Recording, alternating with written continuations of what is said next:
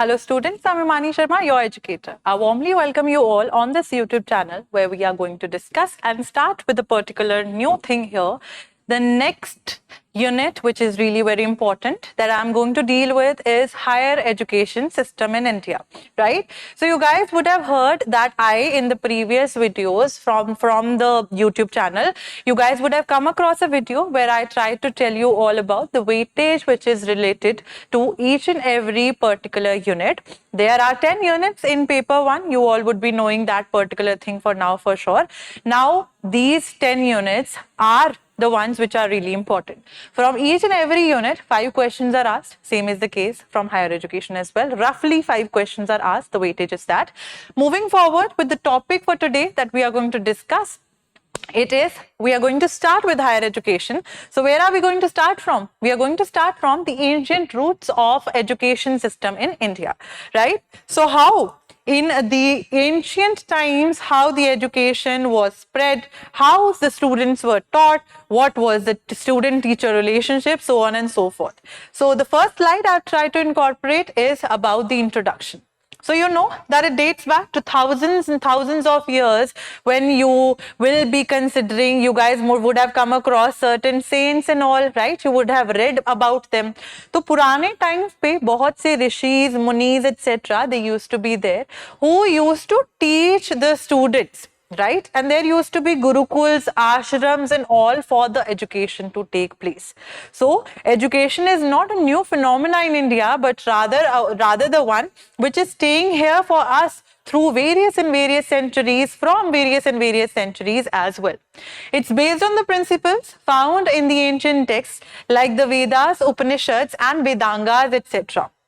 Correct? So, we have ample of sacred scriptures which are there from where we get an idea of what and how the students should be educated. The examples are Vedas. How many Vedas are there? We have 4 Vedas. Right? We have 4 Vedas. Samved, Yajurved, Rigved, and Atharvaved.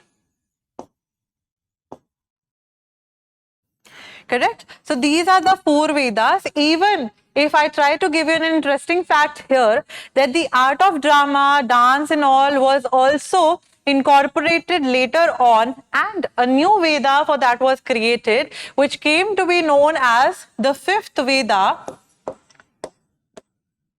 right? Natya. That is the art of dance, drama, etc. Correct? So this is something important. Moving forward, the Gurukul system was there. The students in the ancient times used to reside in Gurukuls, where they used to live with their gurus. They used to wake up early in the morning, prepare the material, anything that the guru required for the morning regime to take place and all. So, prevalent form of education during the ancient points of time was the Gurukul system, the ashram system. They lived with their guru in an ashram, which was a residential school. Just like we have boarding school these days, but the teachers especially do not live there, but the wardens and all are.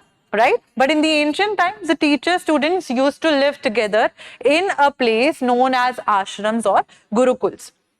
The focus majorly was on the scriptures, philosophy and practical skills, which would make the students so good in their mental ability, their physical ability was, taken care of by the teachers by their own selves. Now, this approach came to be known as a holistic approach, right? Where they wanted to be the ones, the teacher used to be the ones, jo bachcho ko mind, how to control your mind, how to philosophize, how to debate, how to take care of your health as well. So from point 0 to point 10, each and everything was taken care of by the students, right? And by the teachers, and the teachers were the ones who would likely incorporate these particular sayings, these particular things in the minds of the students, as in how to live a very disciplined life.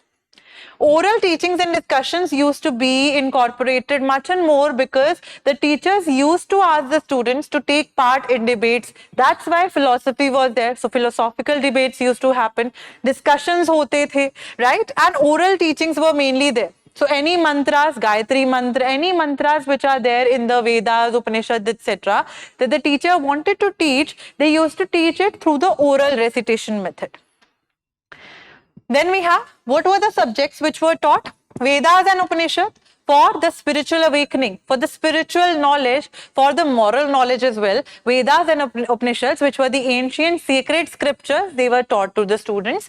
Mathematics and astronomy, so that they could be knowing what is the Jyotishi, right? ये सारी चीजें बच्चों को पढ़ाई जाती थी, leading, even trying to talk about how zero was there. Who was the founder of zero? Aryabhatta in India, right?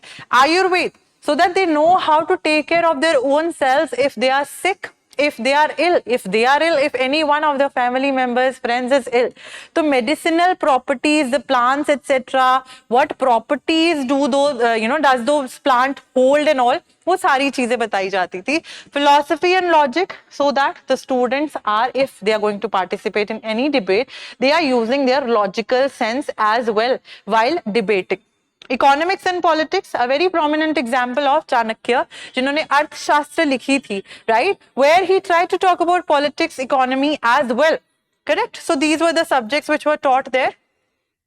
The role of Gurukul students was that they were assigned with specific duties and responsibilities. Household, जो भी उनको थोड़े बहुत काम करने होते थे, they used to be the ones who would do that. Maintenance of the ashram, to maintain the ashram, to maintain the hygiene of the ashram, anything should be, at its proper place.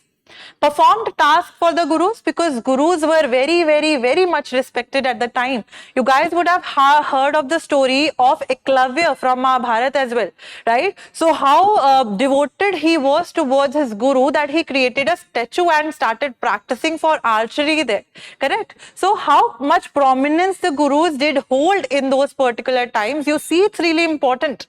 They instilled the discipline, humility and a sense of service for others, to be the ones who have the servitude, the service quality for the others and not thinking of themselves as inferior. The gurus, they were highly revered. The guru was considered a spiritual guide and a mentor. Whatever I wanted to achieve in my life, right, that is through how I have followed my guru. Correct? Same was the case with the students back in the ancient times, as I gave you the example of Eklavya, that how just by creating a statue of his guru, right, Dronacharya ka statue bana ke, he became a really very good archer. So the relationship was really, really admirable when we try to talk about, and very, very revered as well. Students were expected to respect and obey their guru's teachings, correct? And Guru Dakshina, all these things were, taken care of by the students if the teacher would ask for any. Oral transmission, the mode of education was already told you. The discussions, debates would take place. Oral transmission of knowledge, mantra ucharan वगैरह ये सारी चीजें कराई जाती थी. They memorized text and engaged in debates, philosophizing debates and all. The teacher would ask the students to sit in groups and talk about topics, debate about topics. Practical learning and experimentation was encouraged. That is why I am giving you an example of archery. They used to ask the students to do yoga, correct? Shilpkari, बहुत सारी चीजें करने के लिए. So the classroom activities, the classroom teaching was not just related and limited to the oral transmission of mantra and all, but the overall holistic development was also taken care of by the teacher himself. Then a holistic and well-rounded approach to learning was there. Of course, I told you about that. The emphasis was that students should be spiritually good enough, they should be intellectual, and they should be practically doing well in their lives, correct? तो वो जो meditation, yogasans कराए जाते थे, वो इन्हीं recitations, इन्हीं सारी चीजों के लिए कराए जाते थे, so that the students all round holistic development can take place. Many principles are still there. You guys would be seeing people across the world, not only in India, they still are practicing meditation for, focus and all. And it's a really very good exercise if you are also willing to, move forward with your competitive examination practice and you feel at times that you are demotivated, you feel that you couldn't focus, you can try doing meditation and your focus will improve. Right? So this is for this particular video where we try to talk about the ancient system of education in India in a crux manner. Right? I'll come with other videos as well. Till then, thank you so much. Have a good day. Bye-bye.